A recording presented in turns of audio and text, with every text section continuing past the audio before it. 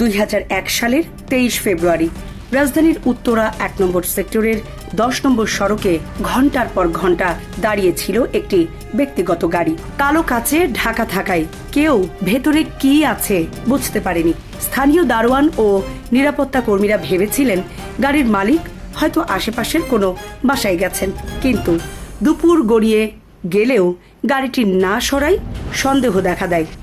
এক পর্যায়ে একজন দারোয়ান জানালার ফাঁক দিয়ে উঁকি দিয়ে দেখেন সামনের সিটে সিট বেল্টে বাঁধা অবস্থায় পড়ে আছে রক্তাক্ত এক ব্যক্তির নিথর দেহ। খবর পেয়ে ঘটনাস্থলে ছুটে আসে পুলিশ। গাড়ির ভেতরে থাকা কাগজপত্র দেখে নিহতের পরিচয় নিশ্চিত করা হয়। তিনি ছিলেন দেশের পরিচিত শিল্প প্রতিষ্ঠান কল্লোল গ্রুপ অব ইন্ডাস্ট্রিজের পরিচালক গোলাম Kibria. Premium commercial space is now for rent. Featuring ample parking and excellent accessibility, this 4,200 square foot space is ready. Elevate your business and call us today. তৎকালীন সময়ে কল্লোল গ্রুপ ছিল দেশের অন্যতম আলোচিত শিল্প গোষ্ঠী। টেক্সটাইল, ইলেকট্রনিক্স, নারকেল তেল সহ বিভিন্ন পণ্যের মাধ্যমে প্রতিষ্ঠানটি ব্যাপক পরিচিতি লাভ করেছিল। ফলে প্রতিষ্ঠানের পরিচালকের রহস্যজনক হত্যাকাণ্ড দ্রুতই জাতীয় আলোচনার বিষয় হয়ে ওঠে।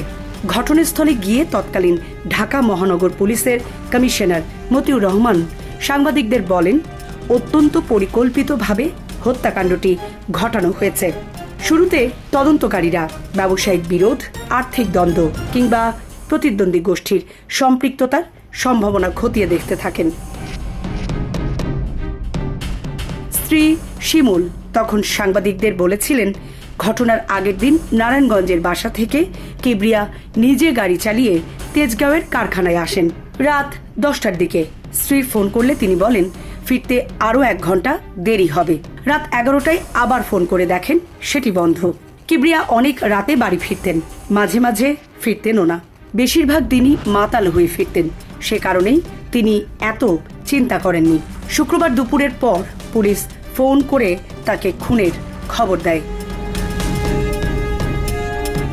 কিবরিয়ার ভাই বাদী হয়ে খুনের মামলা করলেন আসামির নাম না দিয়ে।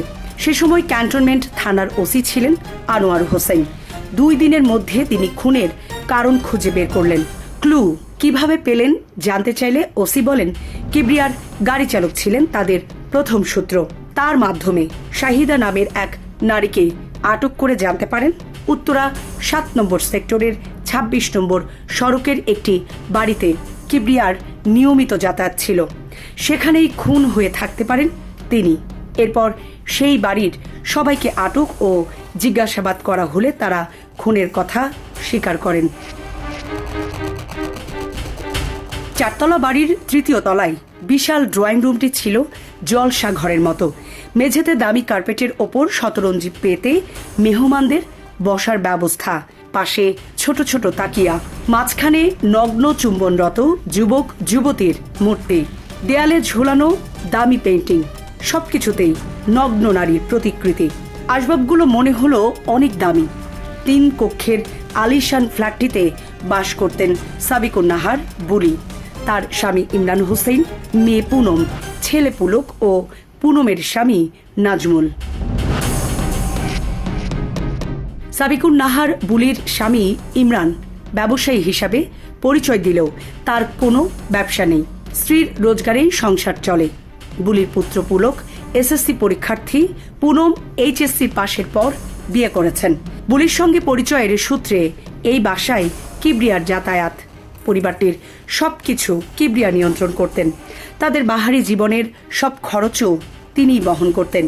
বিনিময়ে তাদের বাড়িতে বন্ধু বান্ধব নিয়ে ফুর্তি করতেন কিবরিয়া। প্রতিদিন সন্ধ্যার পর সবাই একসঙ্গে বসে মদ পান করতেন। ওসির ভাষায় এটি ছিল শিল্পপতির হেরেমখানা। এই আসরে সামিল হতেন বড় বড় শিল্পপতি আর তাদের নারী বন্ধুরা। তারা রাত ভর ফুর্তি আর হইচই করতেন। প্রথম দিকে বুলির পরিবারও মেতে ছিল, কিন্তু ধীরে ধীরে শুরু হয় বিরক্তি। এক পর্যায়ে তারা অতিষ্ঠ হয়ে পড়েন, কিন্তু কিবরিয়াকে কোনোভাবেই নিয়ন্ত্রণ করা যাচ্ছিল না।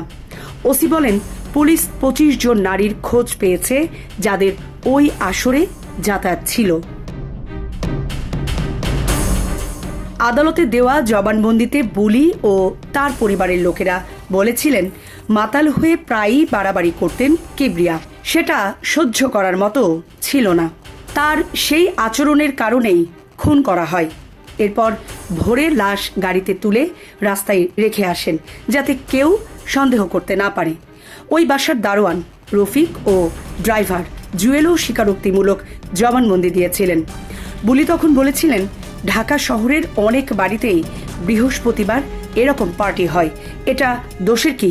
জীবন অবাক না করলে কে করবে? 28% মিল্ক ফ্যাটের অবাক করার সাথে ফ্রেশ মিল্ক পাউডার। জীবন অবাক করুক প্রতিদিন। সেই মামলায় পুলিশ চার্জশিট দিয়েছিল বুবলি সহ তার পরিবারের 6 জনকে আসামি করে।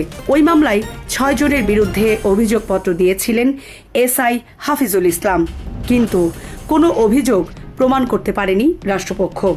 এতে সব আসামি খালাস পেয়ে যান। ওই মামলা থেকে বুলির পরিবারের সবাই অব্যাহতি পেয়েছেন। সামরিনা প্রীতি, ঢাকা এক্সপ্রেস।